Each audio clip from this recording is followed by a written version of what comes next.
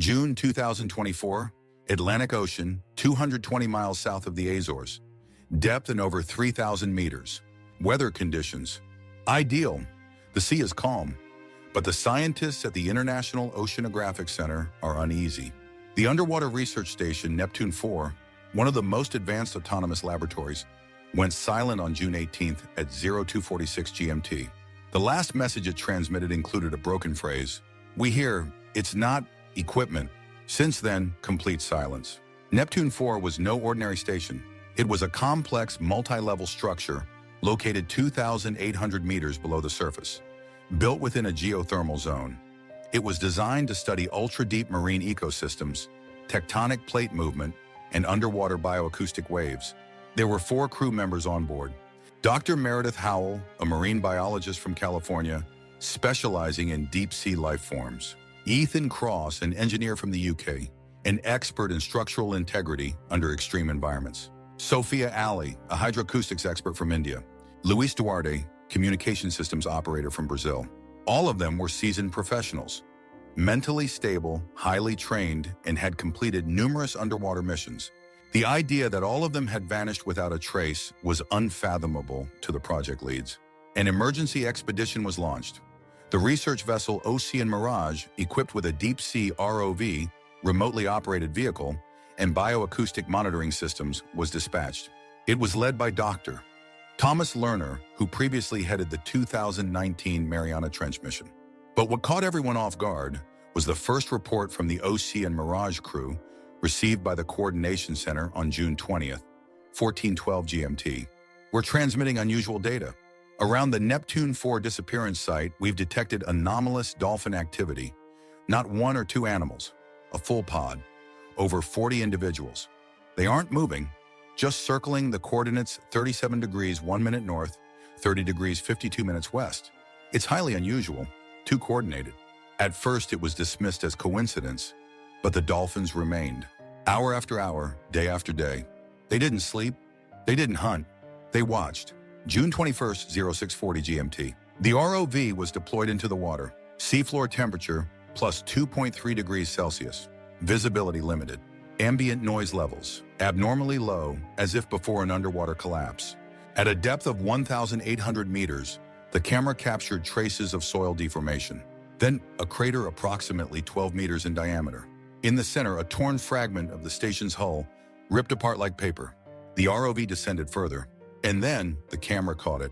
A dolphin's fin at a depth of 2,700 meters. That's impossible, said hydrobiologist Dr. Lerner. Dolphins can't dive that deep. It's either an optical illusion or we're seeing something we don't understand. The fin vanished. The ROV signal began to glitch. For 30 seconds, the video distorted, and a low-frequency hum echoed through the feed, like a deep, resonant voice. And then silence again. June 22nd.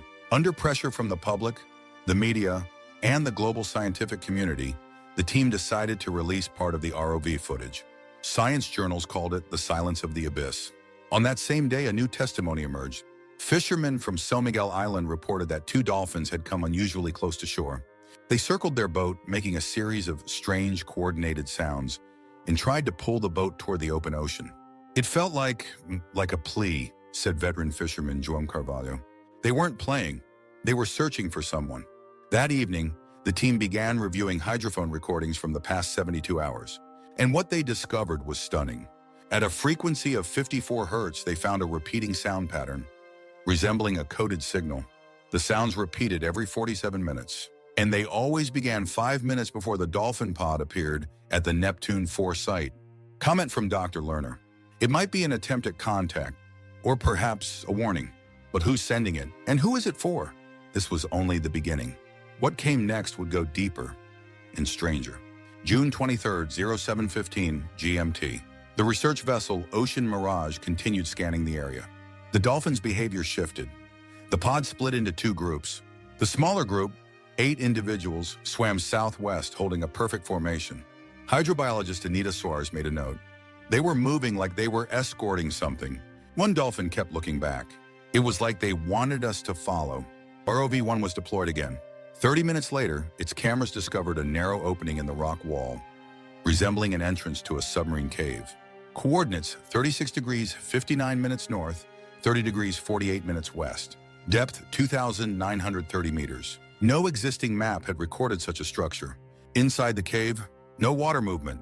Stable temperature of plus 7 degrees Celsius, which at this depth was highly abnormal. Smooth walls made of unknown mineral formations. At a depth of 70 meters into the cave, a dead end.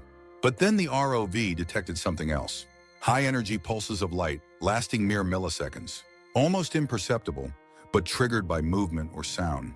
One of the operators made a decision to broadcast a sound, a recovered audio snippet from Neptune 4's black box. And then, it appeared, a symbol glowing on the cave wall, a three-lobed spiral like a triskelion. It lit up, as if something turned it on. Then it faded, like a reply code, said Ethan Sinclair, systems technician. Moments later, a new sound, lowery, rhythmic, resonating. It lasted 22 seconds. Every piece of equipment picked it up, even though ROV microphones were pointed away.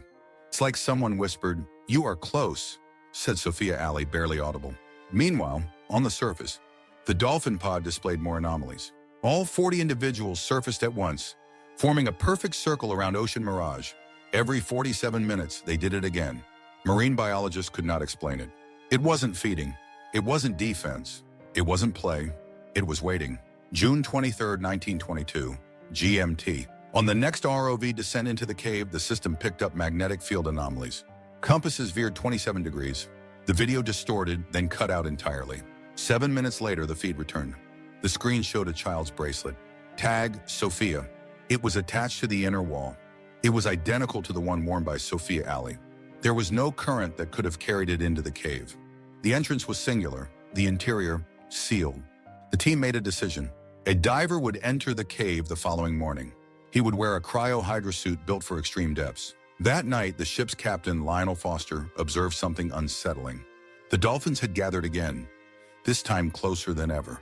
One of them, with a torn dorsal fin, moved slowly but never left the group. They don't leave until we leave. And they don't disappear unless we're watching. They're not just guiding us, they're guarding us. June 24th would be the day the truth began speaking. From the deep. June 24th, 0935 GMT. From aboard Ocean Mirage, a diver descended into the cave wearing a deep-sea Orpheus 9 suit, one of the few in existence capable of withstanding pressures exceeding 3,000 meters. His name, Raphael Schmidt, a veteran research diver with 14 years of experience, known for his dives into geothermal vents. But this, he would later say, was the strangest. Entry. As Raphael entered the inner chamber, he immediately noticed something strange. The water grew denser, almost gelatinous. His movement slowed, but the suit held strong. At a depth of 76 meters within the cave, he saw it. A dome, translucent as if made of liquid light, shimmering gently. Inside, an air pocket about 3.5 meters in diameter. The internal pressure readings showed atmospheric pressure stable, temperature plus 18 degrees Celsius. That was impossible. Such an environment could not exist naturally at that depth, and not without support systems. Yet, there was nothing artificial present. Raphael cautiously passed through the dome. The air was real, difficult to breathe but breathable. He activated his helmet camera. Inside the dome, silence. In the center, wooden chairs arranged in a circle. Too perfect, too deliberate. They couldn't have drifted in. Names were carved into their backs in Latin letters. Mem Howell, Foran First Cross, Elon Wen Duarte, S. Ali. These were the crew of Neptune 4. On the floor, scraps of fabric, shattered electronics, and a waterproof recorder. Still on. Raphael picked it up. There was one file. File name, VOSI 196 Herzl 2.mp3. Length 47 seconds. Back aboard the vessel, the team fell silent as the audio played. First a static, then a faint mechanical hum, then a voice, feminine. Distorted, but clear enough. We are not alone. This is not the station. It's something older. It remembers us.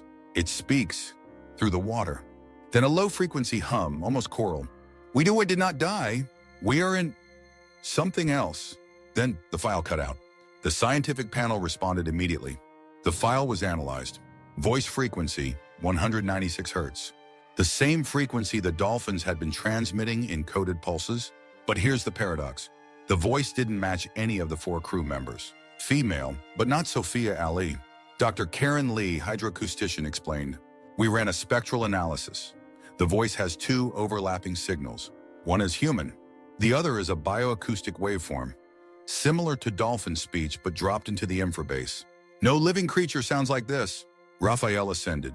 All objects, including the recorder, were sealed in a special containment unit. But before leaving the cave, the camera caught one more thing: a dolphin. It had followed him, diving to the limits of biological survival. It didn't attack. It didn't signal. It simply followed. And when Raphael exited the dome, the dolphin emitted a long, mournful sound, something between a prayer and a farewell. June 24th, 2250 GMT. That night, back on the surface, something unexpected happened. The entire pod of dolphins vanished. Not a single one was visible. Not to the naked eye, not on sonar. Their place, empty. And for the first time since Ocean Mirage arrived, the water beneath the ship was completely silent. June 25th, 0615 GMT. The ocean remained calm. But the crew aboard Ocean Mirage was anything but. The recorder retrieved from the dome was carefully disassembled. Inside, a non-registered circuit board, unlike anything listed in any known database. Unmarked chips, power source, unknown. But one thing stood out. When touched by a human hand, the device warmed up and activated. No battery, no cable, just bioheat activation. The voice recording was reanalyzed. One of the acoustic engineers discovered something even deeper. Embedded within the voice were bioacoustic data patterns, layered over the spoken words. They resembled a synthesized song, a fusion of dolphin and whale frequencies, but clearly artificial. "This isn't just a message," said Karen Lee. "It's a layered data structure, like a QR code but made of sound. And it's not for us. It's more like an effort to preserve memory." June 25th, 1100 hours GMT. A surprise signal came in from ROV-3, launched the previous day to survey the reef. Its camera recorded two dolphins. One of them bore a mark on its skin, the same spiral symbol seen in the cave. But this was no tattoo. It wasn't carved. It had grown into the skin, like a bioorganic imprint. The second dolphin, smaller with a deformed fin, had a similar mark. June 25th, 1320 GMT, the science team proposed a new hypothesis. We may be witnessing a form of memory not tied to an individual, but one that is transmitted through the environment, through water, through biological signals. These dolphins may not just be witnesses. They may be carriers. Karen Lee's theory: what if the ocean isn't just an ecosystem? What if it's a storage network? And living creatures are its drives? June 25th, 1840 GMT. The lab received the body of a deceased dolphin, found near the shore of São Miguel. They began testing it. Under infrared spectrum, strange symbols appeared on the skin, symbols that disappeared with even slight changes in temperature. The markings resembled text. Linguists from Sweden, Israel, and Japan agreed. This wasn't a human language, but it had grammar, inversion, rhythm. The closest analog, a prayer. June 25th, 2312 GMT. A breakthrough. The second layer of the voice recording was finally decrypted. A reverse-encoded section previously buried beneath the audible track. The voice, distorted but clear, said, "They didn't come from the surface. They aren't animals. They are carriers. They don't just feel, they remember, and they transmit. We've become part of." What we called the station was a gateway. We are not alone, and never were. Dr. Lerner commented, "It sounds insane, but there's consistency in all of it. This isn't fiction. It's someone or something's attempt to give us a fragment of the truth." June 26th morning, the dolphins returned. But this time, there were more. Not 40. Over 60. They no longer swam in circles. They formed a line, a living corridor between the ship and the open horizon. The formation stretched over 800 meters. And once again, every 47 minutes, they resurfaced, as if in sync with an unseen pulse.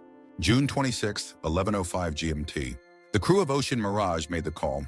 One final descent, this time deeper than ever.